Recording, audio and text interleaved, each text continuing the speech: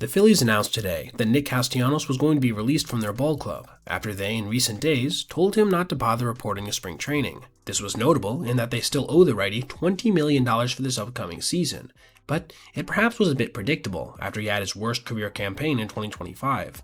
But even then, why were they not confident in some kind of rebound? What happened to Nick's profile during his time in Philly, and why did he become so dispensable that he literally was impossible to trade this offseason? The first thing I want to qualify here is that while I'm no fan of Dave Dombrowski, as I feel his approach to team building can be somewhat damaging in the long run, keep in mind I grew up a Tigers fan in the Dave era, I don't think you can fault him very much for this signing, at least not to the level that it ended up backfiring. Prior to the 2021 offseason, Nick was on a 4-year full season run, this of course excludes the pandemic, during which he had hit at least 23 home runs, 36 doubles, and 167 hits every single season, with his lowest OPS plus during this time coming in at a healthy 112, and more commonly sitting around 120. Moreover, he was worth around 3 WAR per season in his last 3. Again, this is excluding 2020, meaning that if we use a reasonable framework for value at the time, which in 2021 had 1 WAR being worth the equivalent of around $8 million, Philadelphia's 5-year, $100 million contract really wasn't all that out there. And it's not like there was an exceptional amount to be concerned about under the hood as well. He had a 6-year streak of expected slugging totals above .525, with consistently impressive barrel and expected WOBA totals. It really did seem like this level of production was repeatable, and it certainly helped that 2021 had been his best season to date, with him slashing .309, .362, .576, with a career high in home runs at 34, OPS at .939, and OPS plus at .138. Yet, as soon as he stepped foot in Philly, it was like a switch flipped, and in the worst possible way.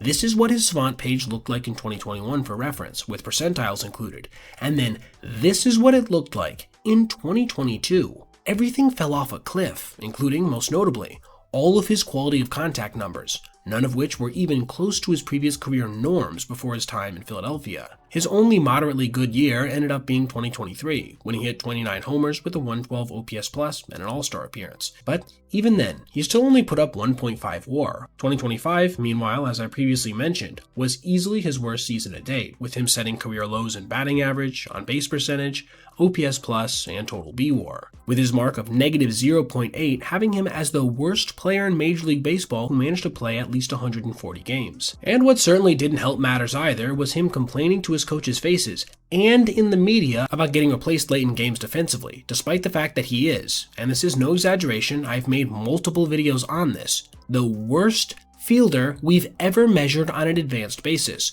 with a negative 90 career fielding run value. The only reason I didn't detail this more earlier on in the video is that he was horrible before he got to Philly, and he's been horrible after. It really wasn't all that surprising, and before, at least he could justify it with his work at the plate. These publicly voiced frustrations were made multiple times, leading to Castellanos actually addressing an incident that happened in Miami in a tweet that he made after being released today. After thanking his teammates and organization, Casti went on to detail that he had been so frustrated by being yanked that he had decided to bring a beer into the dugout while chastising manager Rob Thompson. He took full responsibility for this in the letter, even going so far as to say that he was willing to speak about the incident in the media, but was told not to by team officials. So I appreciate the accountability. But I can also say that I understand how it might make team leadership want to move on from him, especially when his performance on the field was not really justifying him starting anymore anyway. The last thing I want to leave you with is what his total value for his contract ended up coming out at. In the 4 years that he spent in Philadelphia, he accumulated just 1.3 B-WAR, which, if we go by that aforementioned $8 million WAR value, comes out to being worth about $10.4 million.